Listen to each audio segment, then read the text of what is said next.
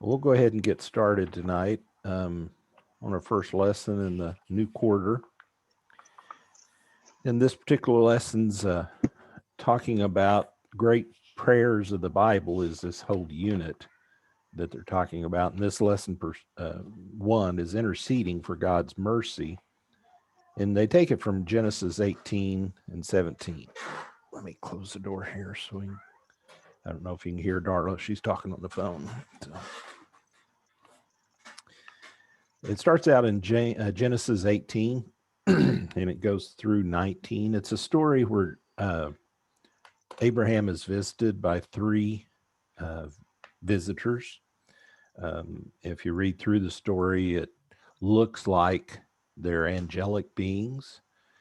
And he does call one of them Adonai, which is for Lord. So that lets us kind of we think that it's a pre-incarnate Christ before he got his body when he was here on earth. So there's nothing really saying that it didn't, but he is the one that he walks and talks with Abraham as we go through the story here. And the other two angels, they confer amongst themselves, kind of, at least that, from what we heard or what we read. So in verse 17, well, I'll give a little bit of backstory. They come to his tent. They come there, and he sees them and gets up and greets them. And as it's getting kind of late, he's in those days, and even in the older days today, people used to open their homes or open their tents back then, but their homes to people when they pass through.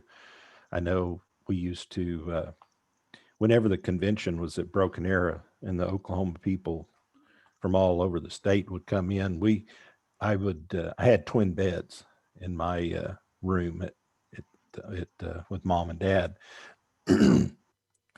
And I always had somebody staying with me during the convention. A few times Sister Ruth was in, she spent the night with me there in my bedroom. So she would be there, and there were several others that came through, usually the adults that was there. So it was a good time. But to bring that back, excuse me, this particular time he offered them, to have food, and we read, and all the conveniences that you'd normally offer a visitor as they come there. And in this discussion, the angels talk among themselves, and this is where we pick the story up. It says, "The Lord said, 'Shall I hide from Abraham that thing which I do?'" Now, prior to this, the angels had also talked to Abraham about having a son again. This was the second time that they had talked to it. The first time was about 10 years prior. They didn't talk to him, but the Lord told Abram that he was going to have a son and he was going to be the father of many nations. This time, these three are there, and they give the same indication that Sarah shall have a child.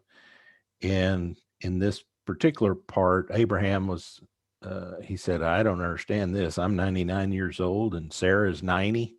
How in the world is that going to work out?" And actually, if you read the story, Sarah even laughed to herself, said, "How am I going to have, And she said, "No, I don't." And they said, "Why are you laughing?" And she said, "Oh, no, I didn't laugh. Not me." But she actually did laugh. But the angels told them that that's what's going to happen in their lives. And then it moves forward to what he actually came there for. It was to talk to Abraham, actually tell him about why they were coming down there. They were coming down to see for themselves all the horror and things that was going on in Sodom and Gomorrah. So the angels was talking back and forth to themselves if they were going to tell Abraham about this. In verse 20, skips down to 20, said, "The Lord said, because the cry of Sodom and Gomorrah is great, and because their sin is very grievous, I will go down now and see whether they have done altogether according to the cry of it, which is come unto me. And if not, I will know." Now, the angels are messengers, what we understand as messengers, and they travel back and forth. And we see in several instances in the Old Testament and even in the New Testament, some that there are messages delivered to people. One of them was in the New Testament, was to Mary when Christ was going to come, and another one was to her cousin Elizabeth. And even in the Old Testament, Daniel, he prayed, and the messenger came to him, Michael, and said, "I've been fighting, trying to get through to you for 20 some days." Daniel had been fasting and wanting request God to intervene, or what we call intercessory prayer. And he had been handling this, and he said, he heard you the first time, and I was sent, but Satan was attacking me or keeping me away from making my run. So in this particular case, this is what is happening here, where he tells him, I'm going to go down and listen. I found out these facts. The messengers was going back forth. Now, we remember Lot was in one of the cities, Sodom and Gomorrah, and uh, I'm not exactly sure. They're fairly close together. And I kind of envision it like Midland and Odessa. I don't know if you've ever been down there, but there are two oil towns that are just right there, almost together. There's, a few miles separating it, but really doesn't matter if you live on the south of Midland or the north of Odessa or vice versa or east west, whichever way they run. You're in that area. And this particular place, Sodom and Gomorrah, was over by the Dead Sea. Is what we understand, what was left of it after they've seen it. So this had come up to God, the cry of it, meaning that such atrocities was happening that they were crying, the people was listening to it, hearing it. And there was Lot and his family there, and it kept getting progressively worse. And it could have been Lot's prayers that they heard it, or any other prayer. God's omniscient, so he knew what was going on, but it had come down there. But he wanted to, in this particular case, to let Abraham know before what he was going to do was completely wipe it out. And there was a precedent, of course, before this, that when the city or when the earth got so corrupt that it was wiped out. And that was with Noah. We go and we see that Noah preached unto the people 100 years while he was building the ark. And the only people he saved basically was his family and the daughter-in-laws that he had along with him. And in this particular case, we'll get down to that. Lot could only save his family and not even entirely all of his family.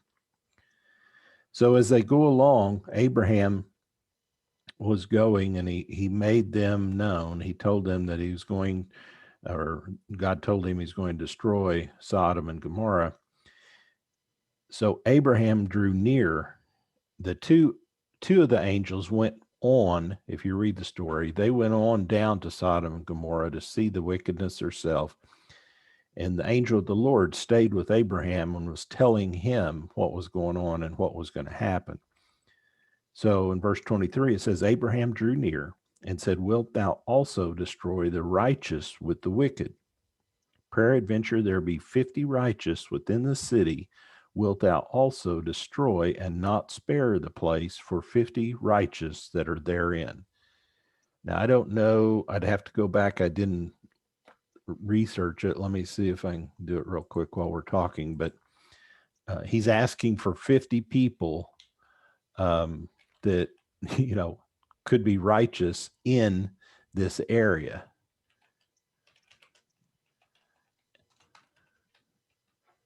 If I can spell it right. And you would think you ought to have.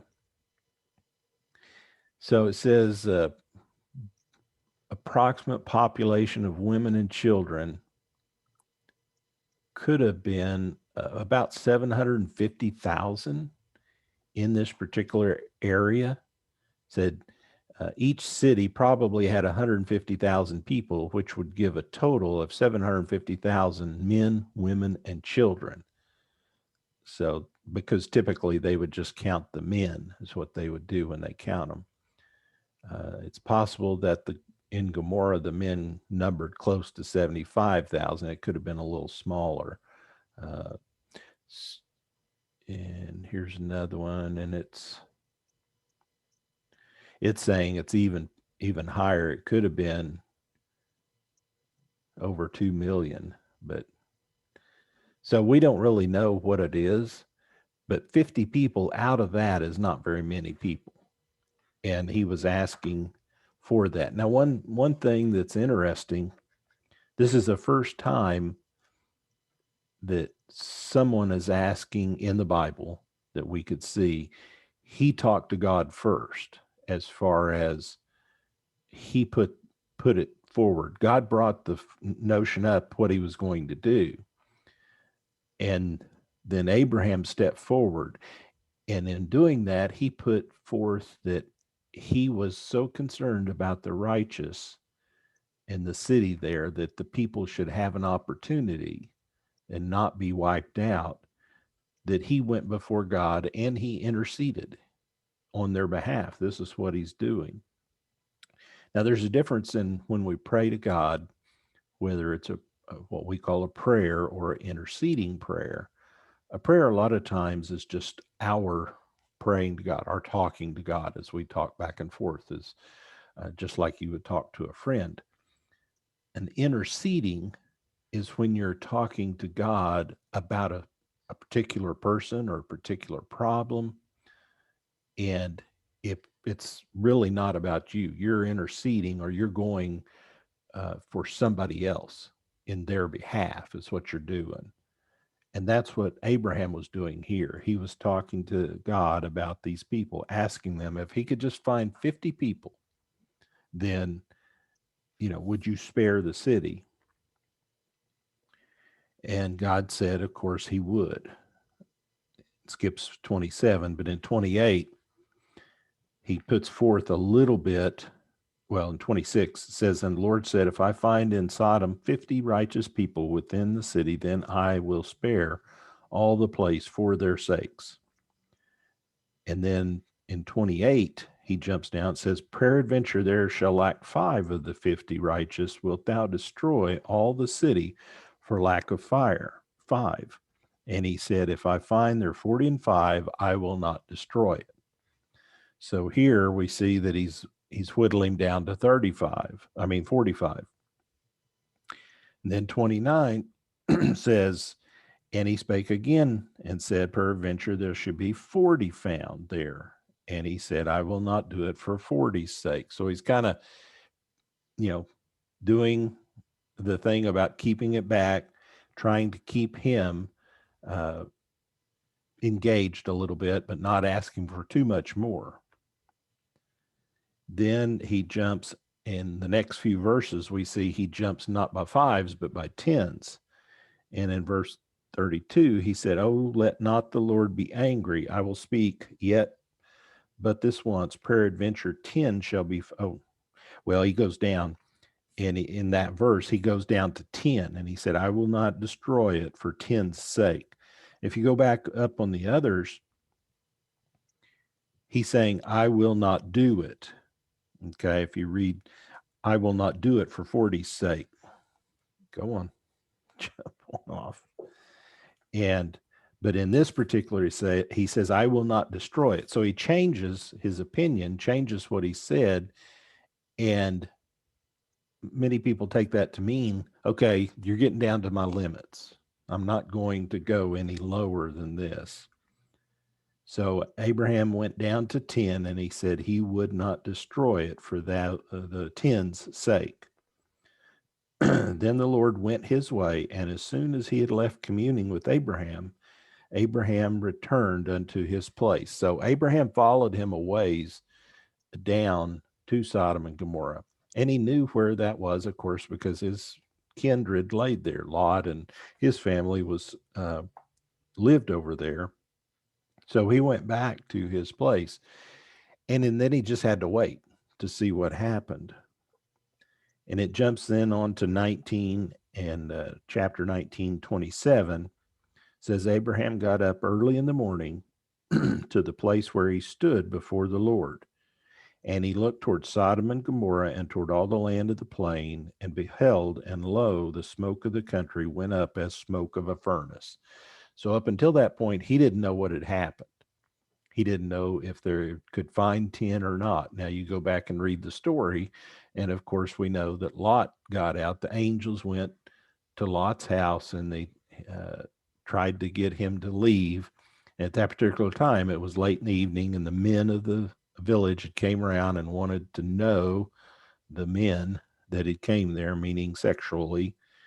And Lot even offered his daughters for them, and they wouldn't have any of it. And the angels blinded the people of Sodom and Gomorrah, so they couldn't find the entrance. And the angels said, you guys need to get out. You need to get out now. So they did, and they went out. And of course, we know that Lot's wife looked back and became a pillar of salt. God had warned them, or the angels had warned them, don't look back, get out, take what you can, and leave. So they did that, and they left. But Lot's wife, when it started happening, when the fire and the brimstone started falling, she had to look back. And when she did, she got turned to a pillar of salt. And then Abraham the next morning saw the remnants of what the Lord had done, that he saw the smoke and the flames, that they like a furnace. And verse 29 says, and it came to pass when God destroyed the cities of the plain, that God remembered Abraham and sent Lot out of the midst of the overthrow, when he overthrew the cities in which Lot dwelt.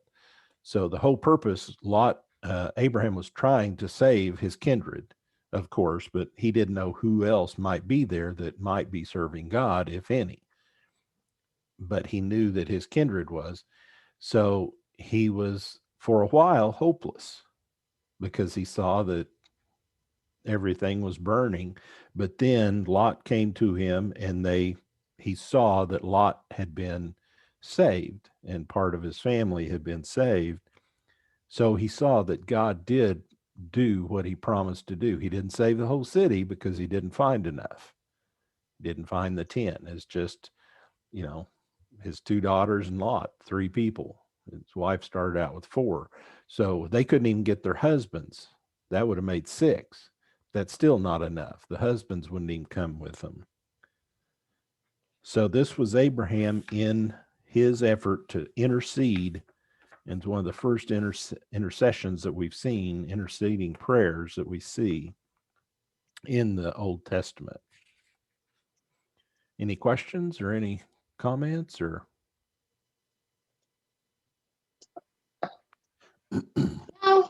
Was that one of the intercessions? Yeah. Or the first intercession? It's one of the first ones that's recorded. We'll say it that way. Did Noah do it?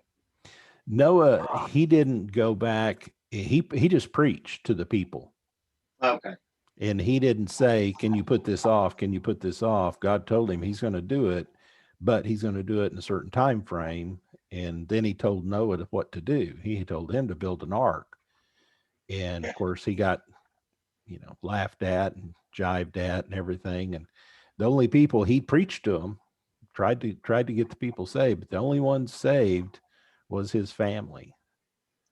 In that particular case, I don't think that was an intercessory. It may have been, but it's not recorded that way. God didn't visit him, and Noah didn't.